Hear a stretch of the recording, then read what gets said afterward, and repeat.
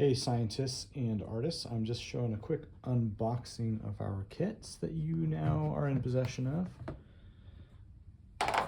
Besides the boom whackers, you should have something that looks like this, and that includes these mallets here that will be included in your boom whacking xylophones. Some duct tape, which is good for lots of things, including constructing your xylophones. And then there is yarn, excellent for all kinds of things, including constructing your xylophones. You'll see those in other contexts.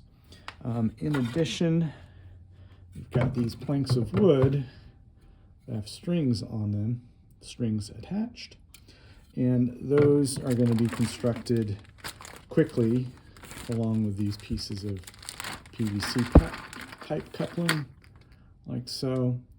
These make your stringed instruments. I'll show you in another video how to use.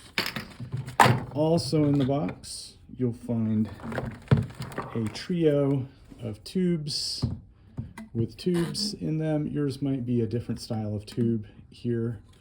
They all should work the same way. That'll be another video to show you how those work exactly. And then a collection of tuning forks, which look like tuning forks, like so. And then a ridiculous collection of slinkies, which look like slinkies.